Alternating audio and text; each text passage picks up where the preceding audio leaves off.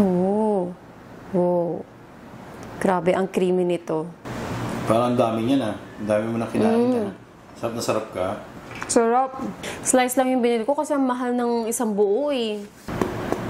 Oh. Kaya pala, crack. So, press here. Then, pull the lid. Ito. Ano mahirap dito? Ang hirap nga. Oh, yan. Nahihirapan ka.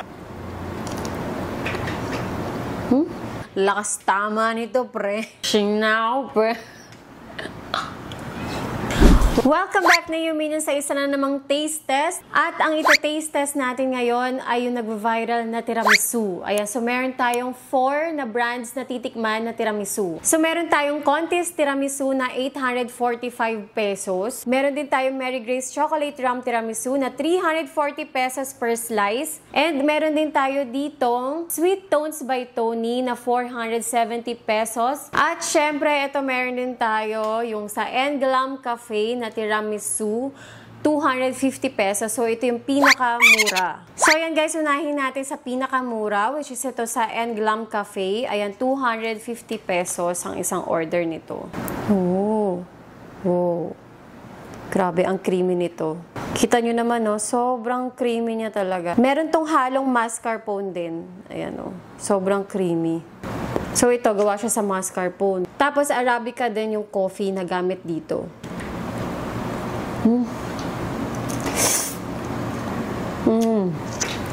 Ang sarap. Gusto ko yung mga tiramisu na ganito kasi, yung madami yung mascarpone na mixture.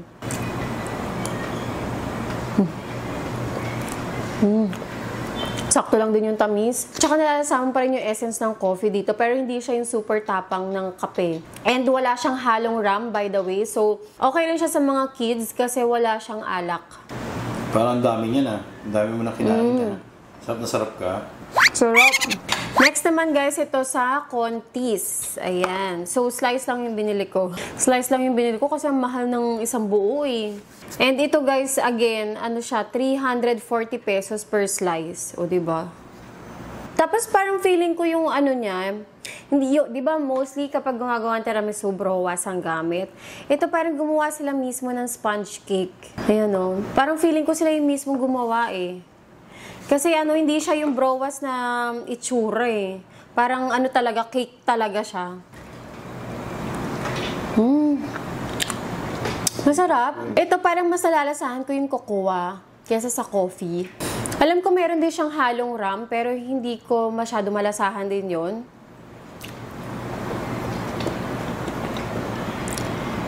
More on cocoa yung flavor na nalalasahan ko dito. Yung chocolate yung nalalasahan ko. So, yan guys, yung ano, yung layer niya. May sponge cake, tapos yung mascarpone, tapos may chocolate ganache.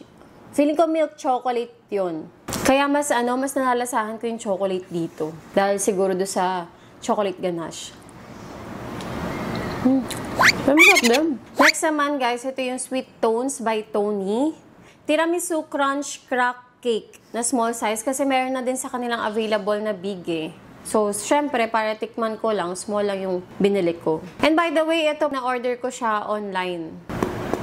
Oh, kaya pala, ano, crack. Oh, may chocolate siya sa taas.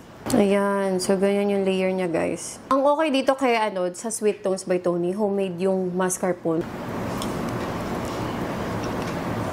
Magkakaiba yung lasa ng natikman ko na, ano, tiramisu. Ito rin iba. Iba yung dating niya. Pero parang ano, masyadong mabasa-basa ata yung ano, yung browas. Parang na, ang tawag doon, nababad. Nababad masyado sa liquid. Hindi siya sa sweet side eh. Pero okay din yung ano, yung chocolate sa taas. Isa pa.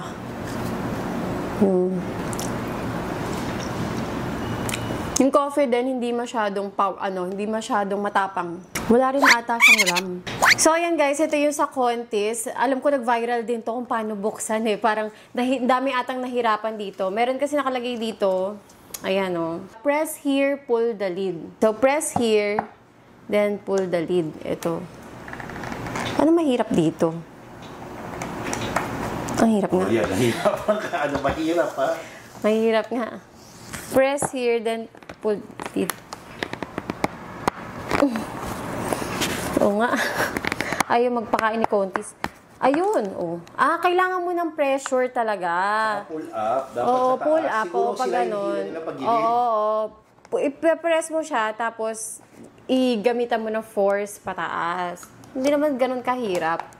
Dapat lang, malakas ka. Ayan. Yan. So, yan siya. Malaki siya. 800. Hindi, parang lumalabas. Siguro kung isa-slice natin yan. Siguro tatlong serving feeling ko. 6 yan? Hindi. 4, pwede. 4 na square. 4 na malaki. Apat na square to, pwede. 4 na square, pwede siya, yung serving niya. So, kung gano'n na serving lumalabas per slice is 200 plus. 200 plus, mga gano'n. Try na natin to sa Contis. Saan ba ako? Ang laki kasi, di ko lang sila kukuha. Dito na lang.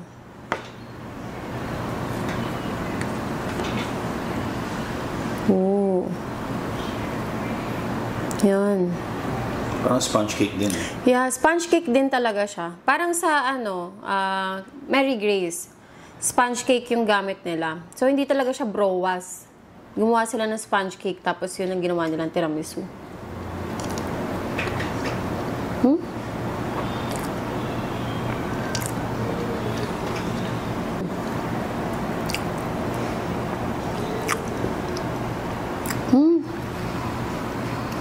Ito ang tapang nung ram. Lasang-lasa ko kaagad yung ram na lasa. Hindi kaya malasing ako dito. Oo nga. Ramdam mo agad yung oo. May alam mo yung hagod ng alak. Ganon, ramdam na ramdam ko kaagad. Hindi katulad doon sa Mary Grace, kahit meron siyang halong ram, hindi mo ramdam hindi mo masyadong lasa. Pero ito, unang subo mo pa lang, ramdam mo na, tsaka may hagod. May init na feeling sa lalamunan. Naku, hindi to pang bata. Yung naman kasi, ang tiramisu naman talaga may alak. Yung original na tiramisu talaga, may alak naman talaga. Pero ngayon kasi, choice mo naman. Kung gusto mo na may alak, o wala. Gusto may alak di yan.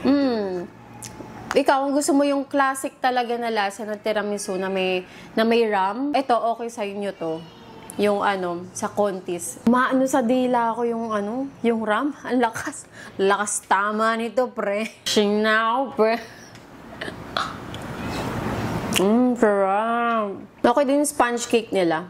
Tsaka parang yung nila, yung may coffee nila, parang sa ilalim lang ata. Kasi yung sponge cake nila sa taas, wala na siyang wala na siyang itsura na may coffee. Baka malusing ako, tama na. Siyempre guys, dapat ako din tumikim, di ba? Tikman natin to.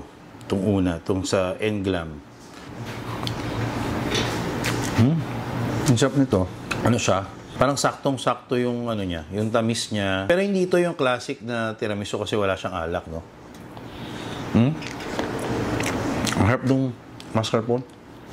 Yung coffee niya, meron siyang hint talaga na malarasahan mo yung kape. Pero hindi ganun kalakas. Next naman natin, itong sa ano ba to? Saan to? Sa Mary Grace. Ito, natikman ko na to before. Actually, favorite ko naman siya. Gusto ko siya. Bakit ganun? Nung natikman ko yung una, parang nag-iba yung lasa nito. Kasi dati talaga favorite ko to eh.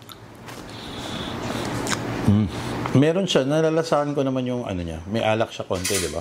Oo. More on to classic tiramisu yung lasa nito. So guys, ito naman yung kakaiba kasi meron siyang pang-crack pa. No? Medyo may experience ang dating dito.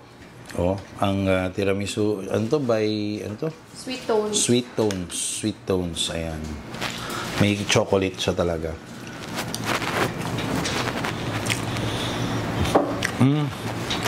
Alam ko yung sinabi mo. Pero yung lasa niya, mas more on nalalasahan ko yung chocolate. Taste-wise, may pait, may tamis. Pero yung mas nangingibabaw sa akin yung chocolate. Ito naman guys, yung sa Contis. Bago lang to eh, di ba? Bagong... Ay, parang binalik lang nila. Binalik lang nila. Dati meron na nawala. Binalik nila ngayon kasi trending nga, no? So, ito tikman natin yung Contis. First time natin matatry ito. Parang yellow yung ano nila yun. Dahil siguro sa rum. Oh, may rum na halo yung...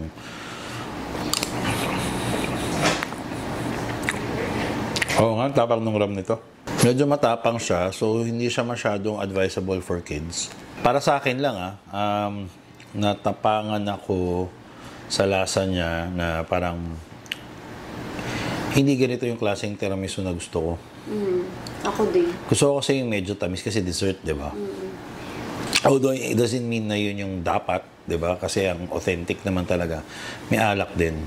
Ito, yung coffee, nandun naman, pero yung nangingibabaw naman dito, yung rum. Nangingibabaw yung rum. Kaya ako dito ako eh. Ano yung bakit? Kakagawa lang kasi niyan, kaya medyo na... Yung misis ko, pag gumawa nito, nakuha niya yung gusto ko. Kaninang umaga ko lang ginawa. Hindi naman sa dahil sa gawa ni misis, no? Masarap talaga yung tiramisu. Nakita ko naman kasi na na ilang beses niyang sinubukan gumawa nito bago niya na perfect na ganito yung lasa. Katulad yun sa Contis, more on alcohol yung lasa. Yung Sweet Tones, more on chocolate yung lasa. Mary Grace naman, more on nandun yung coffee. Tsaka may konting alcohol. Ito naman, yung mascarpone talaga yung nangingibabaw. So yun guys, tapos na akong mag-taste test ng mga tiramisu. Siyempre, ang pinakamasarap sa akin na tiramisu. Siyempre, yung gawa ko, di ba? Joke lang. Pero masarap naman talaga yung gawa ko. Ayan, again guys, available sa Englam Cafe. Check nyo na lang. Pero, para hindi tayo bias, dito sa tatlong to, ang pinaka nagustuhan ko is yung sa Cafe Mary Grace. Kuhang-kuha niya yung chocolate na gusto ko. Tapos, hindi naman sobrang tapang nung rum. Okay siya for me, pati yung mascarpone niya. Dito kasi sa Contis, hindi ko masyadong bet yung rum. Parang for me, sobrang tapang niya. Ayoko nung ganun. Okay lang sana kung sakto lang, pero sobrang tapang niya. So, hindi ko bet. Yung kay Sweet Tones naman, okay sana, kaso parang feeling ko masyadong nababad yung browas niya. Masyadong na-soak. Ayun, kaya dito ako sa Cafe Mary Grace. So, yun lang guys. So, thanks guys again for watching. At kung hindi ka pa nakakapag-subscribe, please subscribe to my channel at para updated kayo sa mga videos na i-upload ko, tap the bell icon. So, I'll see you guys again. Bye!